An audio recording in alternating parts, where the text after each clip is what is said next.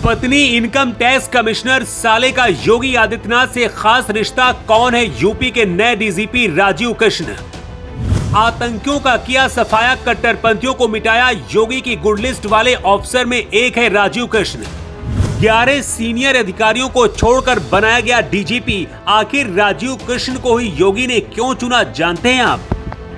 योगी सरकार ने उत्तर प्रदेश का नया डीजीपी उस शख्स को बना दिया है जिसके चर्चे पाकिस्तान में भी होते हैं। एक दो नहीं बल्कि 11 सीनियर अफसरों को पीछे छोड़कर डीजीपी बनाया गया है और इसके पीछे एक बहुत बड़ी वजह है। लंबे वक्त से यूपी पुलिस की कमान संभालने वाले प्रशांत कुमार रिटायर हो गए। पिछले हफ्ते ये कयास लगाए जा रहे थे कि शायद उनकी सर्विस को एक्सटेंशन मिल जाए। सूत्रों की माने तो आखिरी वक्त तक इस बात पर चर्चा चल रही थी, लेकिन सरकार ने सबको चौंकाते हुए राजीव कृष्ण के नाम पर मुहर लगा दी। उत्तर प्रदेश के नए डीजीपी राजीव कृष्ण को ही क्यों बनाया गया डीजीपी, और राजीव कृष्ण कौन है, उन्हें फैमिली ऑफ ब्यूरोक्रेट्स क्यों कहा जाता है। राजीव कृष्ण के डीजीपी बनते ही राजनीतिक खलबली भी मच गई है। अखिलेश यादव ने एक बहुत बड़ा खुलासा किया है। अखिलेश यादव ने क्या कहा है उससे पहले आपको बताते हैं कि आखिर योगी की गुड लिस्ट में शामिल राजीव कृष्ण कौन है। राजीव कृष्ण की पर्सनल लाइफ भी इंटरेस्टिंग है। उनकी पत्नी मीनाक्षी सिंह भी सीनियर IRS अफसर हैं और लखनऊ में आयकर विभाग के मुख्यालय में तैनात हैं। दोनों की जोड़ी को लोग पावर कपल कहते हैं। राजीव की सादगी और मेहनत ने उन्हें हमेशा लोगों का फेवरेट बनाया, लेकिन जितनी सादगी है उससे ज्यादा ऑफिसर के तौर पर डेयरिंग है, और यही डेयरिंग शायद योगी आदित्यनाथ की गुड लिस्ट में शामिल होने की वजह बनी। राजीव कृष्ण के साले राजेश्वर सिंह, जो पहले से ईडी में ज्वाइंट डायरेक्टर रहे, अब बीजेपी के विधायक हैं। लखनऊ की सरोजनी नगर सीट से 2022 में विधायक बने थे और योगी आदित्यनाथ के खास माने जाते हैं। इसी तरह से योगी के खास राजीव कृष्ण भी हैं। शायद यही वजह कि योगी सरकार ने 11 सीनियर अफसरों को दरकिनार करके राजीव कृष्ण को यूपी का नया डीजीपी बनाया। राजीव कृष्ण आतंकवाद के खिलाफ भी बड़ा काम कर चुके हैं। यूपी में एंटी टेररिस्ट स्क्वाड को उनकी अगुवाई में ही लॉन्च किया गया था। इसके अलावा वो BSF में IG ऑपरेशंस के पद पर भी रहे।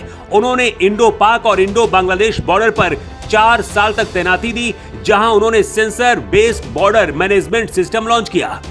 जम्मू कश्मीर में भी वो IG BSF के तौर पर अपनी सेवाएं दे चुके हैं। नवंबर 2007 को अदालतों में हुए धमाकों के बाद ATS का गठन किया गया था। उनकी अगुवाई में इंडियन मुजाहिदीन के कई गुर्गों को पकड़ने में सफलता मिली थी। उस दौरान पाकिस्तान से आए आतंकियों को राजीव कृष्ण की अगुवाई में ही धुआं बनाने का काम किया गया था।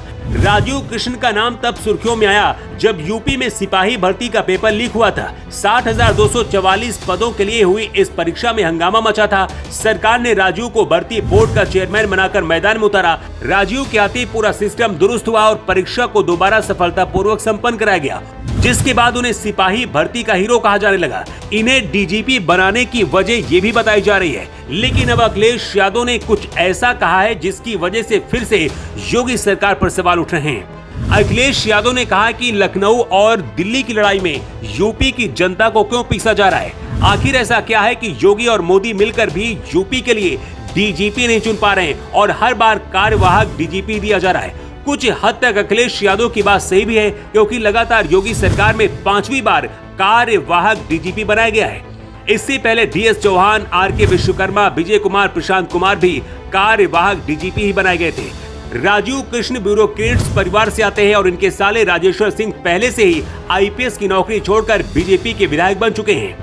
राजीव कृष्ण भी योगी आदित्यनाथ के भरोसेमंद अफसर हैं। यही वजह कि यूपी की कानून व्यवस्था को संभालने की जिम्मेदारी योगी ने राजीव कृष्ण के हाथों पर सौंपी है।